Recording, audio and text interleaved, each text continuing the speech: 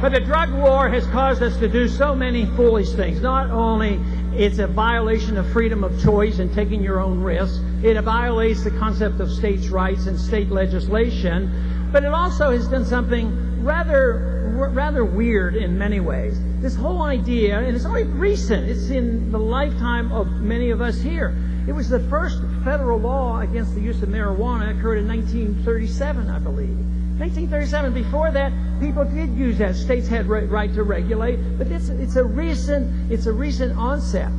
But during the war, it was important that a related plant to marijuana called hemp was used. They were encouraged to grow it. It was useful in the war effort. You can make clothes and medical problems and food products out of hemp.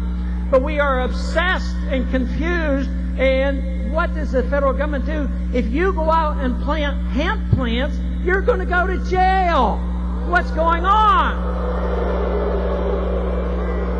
And they'll tell you, oh no, it's a drug. Somebody might smoke it. But you know what? To get high on a hemp cigarette, the cigarette has to be big as a telephone pole.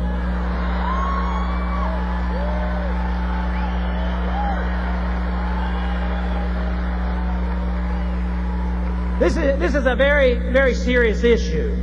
And the last thing I ever want to leave anybody with is that I think drugs are safe. I think drugs are very dangerous.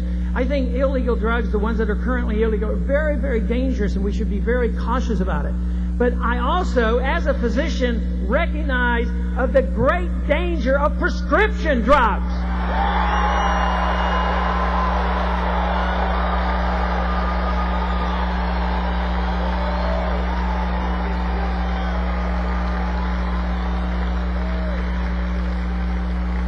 What about the government mandating mental health testing for all our school kids? And when they run these pilot programs, they find that 10% of our students really need help with these psychotropic drugs. That's the kind of drug regulation that we need. We need to stop that.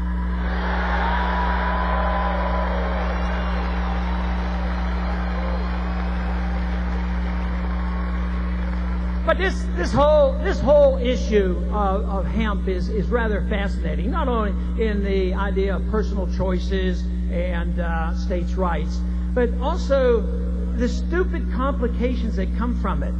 So what do? We talk about our energy problems, and we do because government's too much involved. They subsidize one form of energy and they prohibit the other form of energy. They put roadblocks in front of nuclear energy, and then they go and subsidize raising corn to make ethanol, which doesn't make any economic sense. Now, the Brazilians know how to make ethanol from sugarcane, and they can actually sell us ethanol made in Brazil cheaper than we can make it from corn in this country. But what happened? We put a tariff on it to punish you, so you have to pay more for it.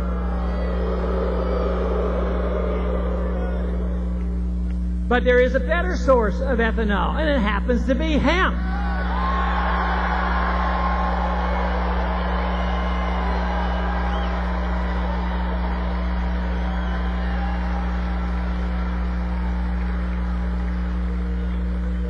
The founders were great. They knew how important freedom of choice is and how valuable the marketplace is. Government bureaucrats and politicians are incapable of making correct economic decisions. They're capable of only making mistakes.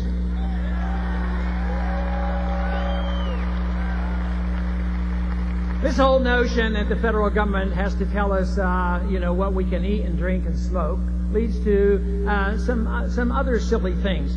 Because today, can you believe this? Can you believe that the federal government has regulations on the delivery of raw milk? Now that is real dangerous, giving you that much freedom that you can make up your own mind about whether or not you can drink whole milk. But there are restrictions and restraints, and it just goes on and on. And it comes from the concession that we need a little bit of government or a little bit of welfare. I've heard so many times over the years that, yes, I'm opposed to this welfare system, I'm opposed to this, unless you need it. But if you concede it and say, well, there's only a few people that need it, and there has to be a safety net. The problem with that argument is you assume it's going to be a small percentage of people that are going to get the help, but you've conceded 100% of the principle.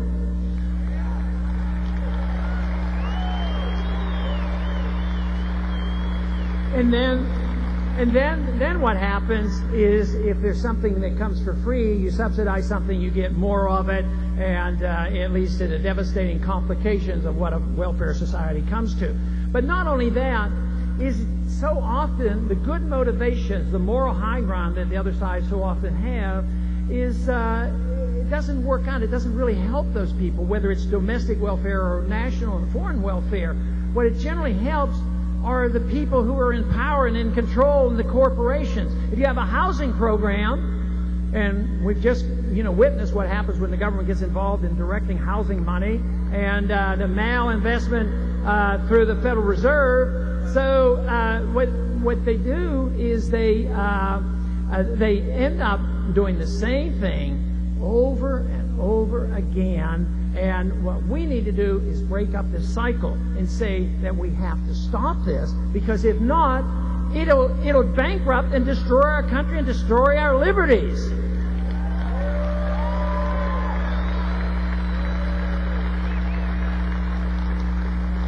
There's one issue that frequently I barely mention, and I'm going to talk about it a little bit more tonight. And that is the bum rap we get who believe in freedom, that we don't care about the environment. That is just not true. The environment, if you think about it, has been damaged very often by bad federal government regulations. The dependency on government to build our rivers and our dams and our levees and say that government will take care of us, and they build them in the wrong places, and we have these consequences. But the environment can be protected by the marketplace and strict adherence to property rights. People do not...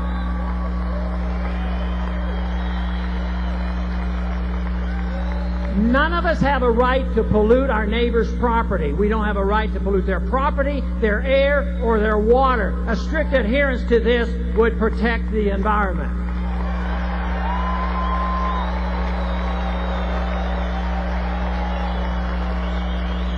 But just like in welfare, the corporations benefit in some of the rules and regulations in the environment. Certain corporations benefit by that as well. Somebody abuses the system. That's why government should be very minimal in protecting liberty. This does not give you license. Liberty is not license. It means that you have a right to your own life, but you don't have a right to do any harm to your neighbor's property or another person. That is the one limitation that we have.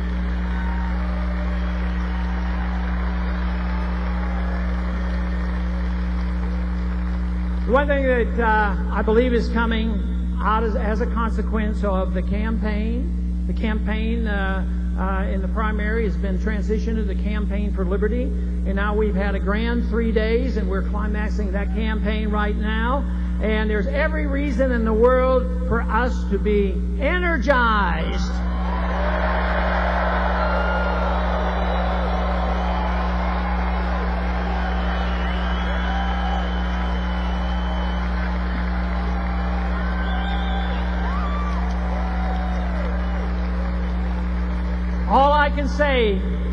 All I can say is a year and a half ago, I had no idea what it would lead to.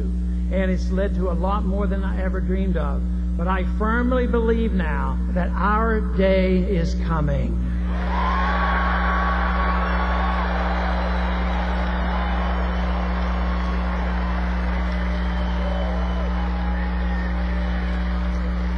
The conditions are such that there is room now for the defense of liberty. And the people know that the system we have is not working. It's not working economically. It's not working monetarily. Our foreign policy is not working. And therefore, they're looking for answers. They will not welcome us with open arms. We've found that out. But there is a vacuum out there. And the vacuum is not in one political party. It is pervasive. It's throughout the country. It is throughout the political system. But our views are just as pervasive. Ideas spread. They can't stop them. An idea whose time has come cannot be stopped by any army or any government.